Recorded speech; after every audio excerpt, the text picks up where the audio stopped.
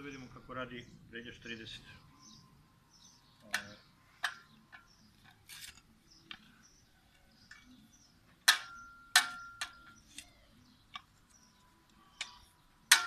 Gazište je neka staro pa sam iskoristio, ali ista dimenzija, znači sve je isto. Prednje šipci mogu da se skidaju za ono jesenje riljenje. A sad nam treba ovo, znači odmah da usjetim, odmah da uzem iz zemlju. Ovu držaju sam našao neku tankozidnu finu cev, popčinkovanu. Šta ću? Jednom rukom, bukvalno. Evo šta nikakva mudrost, šta je? Zezanje.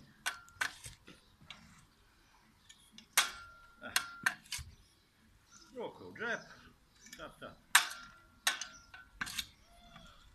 Može pomalo, kad se pomanje ubode, više onda bolje usjetnje. Kad je manji razmak između uboda. Kad se može i da se pomeri malo, a onda ide već zez.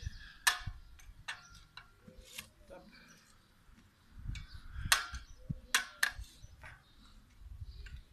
Bukvalno igranje. Nema se vijanja leđa, nema ništa, nema.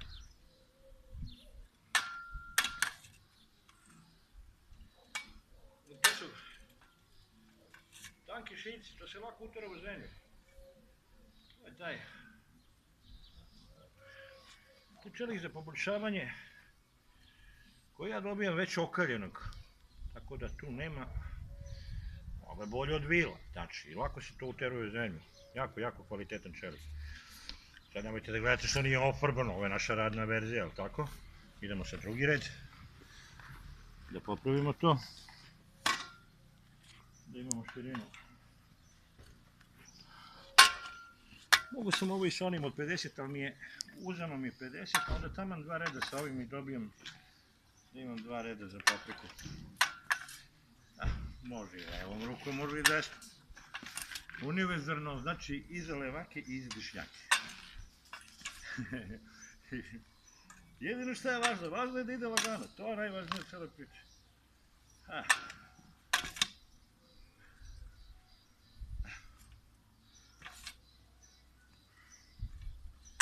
Milije.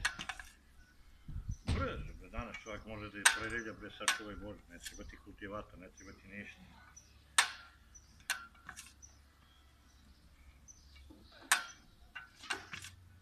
Evo koliki radim sam sad napravio i opet ide tu.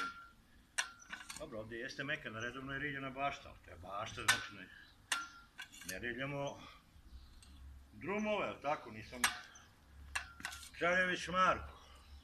More Marko ne ori drumove. More Turci, ne gaste onda. Pa dobro, znaš kako, nije svaka zemlja ista, ali bez obzira i na trudnoću, u svakom slučaju lakše će ova 4 šiljke da uđu nego ašov, da se razumije.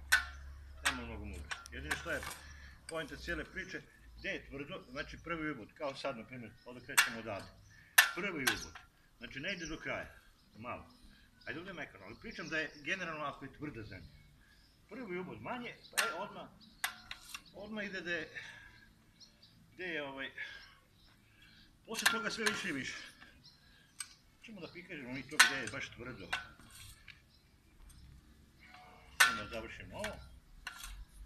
Čas posle, znači ovdje imamo prilike, koliko ima, 70-80 prilike se dobije. Jer on jeste 30 cm, ali on još 5 cm razdrobi zemlju sa strane. Tako da dobijemo efektivu nekih skoro 40 cm u svakom slučaju.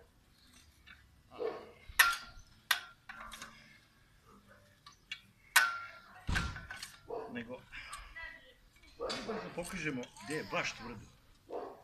Ne, ovamo. Gdje je baš tvrdo, gdje nikad nije riljeno.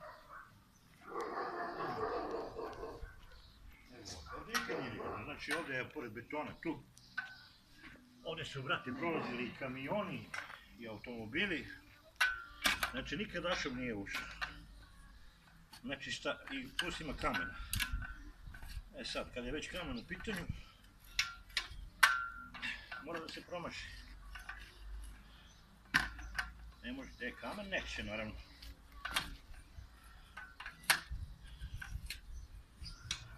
nema kamena. Evo da ovdje neka cigla, evo šut. Evo.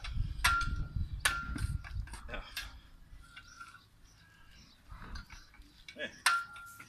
Samo se vata pomanje. I kako ide? Vadi i šut. I ako naletite na kamen, samo se malo pomeri. Evo, ovdje nikad ašov nije ušao.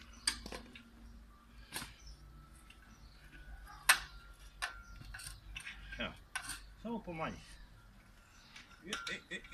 Zez. Op. I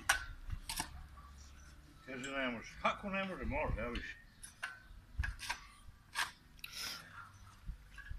To je to. O tome pričam. Gdje nikad nije bila bašta, s ovim može se napraviti bašta. Samo znači pomalo. Pomalo da se zahvate. Evo ovdje je bio zadnji ubog, sad pomeramo samo 5 cm. Da ne nađemo kamen. Ako nađemo kamen, pomerimo za toliko. Evo. Sad se tu vidi. Cigla, kamen. Či sve može. Mnogo dobra latka. Tak ide.